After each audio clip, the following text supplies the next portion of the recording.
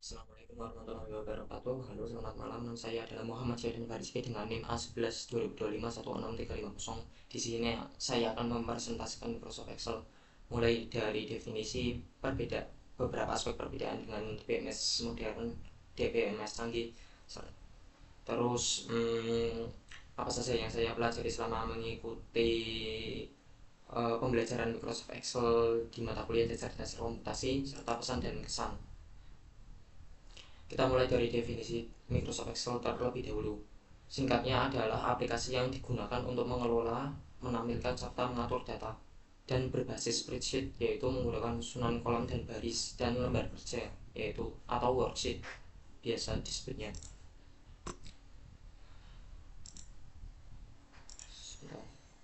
Ada beberapa aspek perbedaan antara DBMS canggih seperti MySQL, PostgreSQL dengan aplikasi pengelola database berbasis spreadsheet. Aspek yang pertama yaitu basis yang digunakan. Aplikasi pengelola database berbasis spreadsheet itu menggunakan basis sel dan lembar kerja atau worksheet. Sedangkan aplikasi pengelola database berbasis seperti DBMS itu menggunakan basis tabel yang sudah didefinisikan, relasi antar tabel dan skema database, dan biasanya menggunakan bahasa tersendiri ya, yang lebih sulit. Aspek yang kedua yaitu dari skalabilitas. Mengelola puluhan data itu lebih efisien dikelola dengan aplikasi pengelola database berbasis spreadsheet ya, karena datanya masih sedikit. Tetapi kalau datanya sudah sampai jutaan, lebih baiknya yaitu menggunakan DBMS ya, karena dia bisa mengelola data sampai jutaan, seperti contohnya instansi pemerintah atau e-commerce ataupun perusahaan. Lebih baiknya menggunakan DBMS daripada menggunakan aplikasi pengelola database berbasis spreadsheet. Aspek perbedaan yang ketiga yaitu kemudahan. Mempelajari spreadsheet itu cukup mudah ya, perlu hanya beberapa minggu atau beberapa hari untuk mempelajari mengelola database dengan berbasis spreadsheet. Sedangkan kalau mempelajari di BMS seperti MySQL, PostgreSQL, ataupun yang tidak menganut kaidah SQL itu seperti MongoDB, itu perlu kurva belajar yang tajam karena dia menggunakan bahasa tersendiri yaitu SQL. Dan untuk kemudahan di perusahaan itu biasanya diintegrasikan dengan aplikasi web, desktop ataupun mobile. Kalau ini biasanya dibuat aplikasi headless ya, yaitu aplikasi backend yang diintegrasikan dengan database ya. Lalu aplikasi backendnya itu akan menyediakan API untuk diakses oleh aplikasi di klien, yaitu berbasis web, desktop ataupun mobile. Aspek yang keempat yaitu kemudahan, yaitu akses ya. Aplikasi pengelola database berbasis spreadsheet itu umumnya hanya dapat diakses oleh satu user, meskipun sekarang sudah ada Google Spreadsheet yang memungkinkan kolaborasi antar user untuk mengelola satu database. Tetapi di DBMS itu ada satu aspek yang lebih unggul, yaitu datanya itu tetap terstruktur dan tidak acak-acakan. Itu dapat diprogram seperti itu walaupun diakses jutaan user secara barengan dalam satu waktu. Di DBMS itu memang lebih canggih ya. Apa saja yang saya pelajari selama mengikuti pembelajaran Microsoft Excel di mata kuliah dasar komputasi? Yang pertama yaitu aritmatika dan penggunaan rumus dalam Excel ya. Yang kedua, fungsi dalam Excel beserta parameter yang diperlukan untuk menjalankan fungsi tersebut. Yang ketiga yaitu cell formatting, general, number accounting, currency, percentage, dan lain-lain. Yang keempat adalah relasi antar tabel dengan menggunakan VLOOKUP dan HLOOKUP. Kalau di aplikasi pengelola database DBMS itu menggunakan query join ya. Yang kelima yaitu konsep parameter dalam fungsi. Parameter itu adalah nilai yang diinput ke dalam fungsi sebelum menjalankan fungsi tersebut agar fungsi tersebut dapat berjalan sebagaimana mestinya dan mengembalikan nilai sesuai yang diinginkan. Dan nomor keenam yaitu penguncian kolom baris dan juga pengambilan suatu nilai dengan referensi atau rujukan sel. Jadi parameter itu dapat diisi dengan rujukan sel ya. Mulai dari aritmatika dasar Excel dulu, yaitu perkalian, pembagian, pertambahan, dan pengurahan. Di sini simbol yang digunakan itu normal semua ya, kecuali yang perkalian ini yaitu menggunakan simbol bintang 6 ini, bukan X pakainya. Terus selanjutnya fungsi-fungsi dalam Excel. Yang pertama adalah if function. If function itu adalah fungsi yang digunakan untuk mengembalikan suatu nilai ketika kondisinya benar. Dan maksudnya kondisinya terpenuhi. Ini adalah rumusnya, yaitu if kondisi yang harus dipenuhi. Terus parameter kedua yaitu nilai yang dikembalikan jika benar, nilai yang di return atau yang ditampilkan jika benar. Dan parameter ketiga yaitu nilai yang dikembalikan jika salah, yaitu jika kondisinya tidak terpenuhi. Sebenarnya untuk parameter ketiga ini bisa diisi dengan formula if lagi, nanti akan disebut dengan if nested, yaitu if bersarang. Jadi ada if parent, if bapaknya ya, dan ada if anaknya, bisa bersarang. Yang kedua yaitu VLOOKUP dan HLOOKUP function, digunakan untuk merelasikan antar tabel secara vertikal ataupun horizontal dan mengambil nilai pada tabel lain untuk ditampilkan. Di sini akan saya presentasikan skenarionya. Ini saya akan mempresentasikan skenario dari if dulu, conditional statement. Misal di sini logical testnya adalah 1 sama dengan 1 dan benar 1 itu sama dengan 1. Maka di sini apabila memenuhi kondisinya yaitu 1 sama dengan 1 akan mengembalikan nilai benar karakter string ya. Sedangkan kalau kondisinya tidak terpenuhi maka akan mengembalikan nilai salah string. Maka 1 sama dengan 1 itu akan menghasilkan nilai benar. Dan coba kita salahkan ya kondisinya. Kondisinya tidak terpenuhi, 1 sama dengan 2 itu tidak benar, maka akan mengembalikan nilai salah.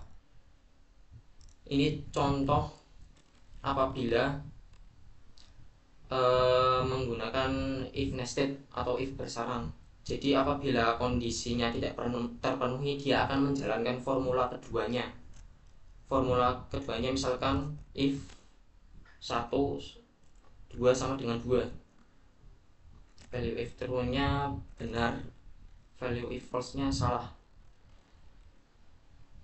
Jika kondisi pertama tidak terpenuhi yaitu 1 sama dengan 2, maka akan menjalankan if yang kedua ini atau if anaknya.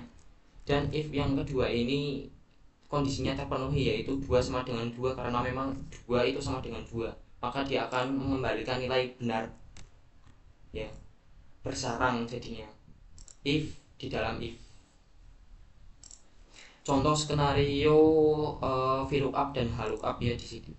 Di sini VLOOKUP itu relasi antar tabel, antar entitas untuk mengambil suatu nilai pada tabel anaknya. Misal di sini yang parameter pertama yang dijadikan acuan untuk dibandingkan yaitu kolom C6 yang dimana itu bernilai A, lalu akan tabel array ini adalah tabel bantunya yang diblok, tabel eksternalnya atau tabel anaknya yang diblok. Parameter yang ketiga yaitu kolom indeks 6, yaitu nilai dari kolom berapa yang akan di return atau ditampilkan, yaitu kolom kedua ya. Ini kolom ke-1, ini kolom kedua. Jadi kita akan ambil nilai pada kolom kedua ini. Dan parameter keempat yaitu true. Sebenarnya sih nggak perlu diisi ya, karena default dari Excel sendiri akan menggunakan true, dan ini adalah hasilnya. Semisal ini kosong, delete. Nah, itu adalah skenario dari VLOOKUP function.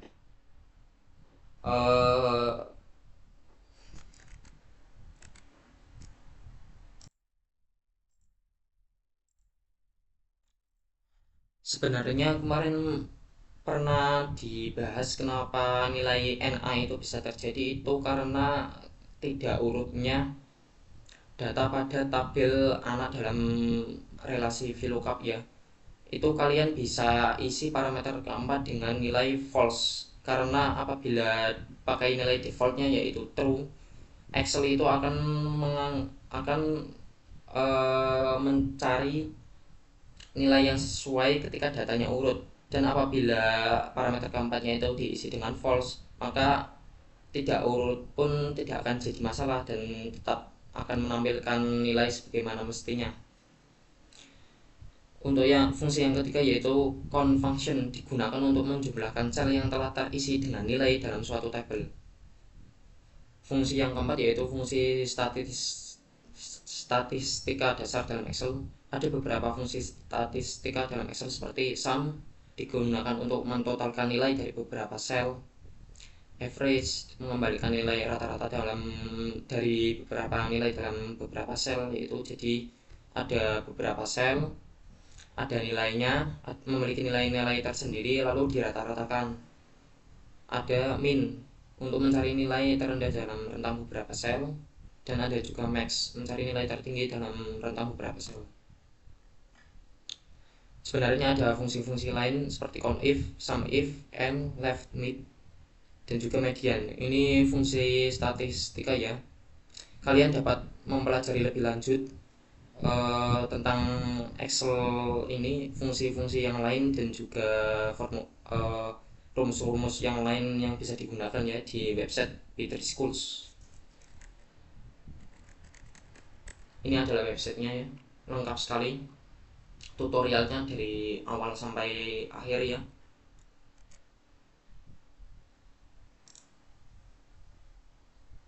Pesan dan kesan selama mengikuti pembelajaran Microsoft Excel di mata kuliah dasar komputasi. Yang pertama yaitu challenging atau menantang.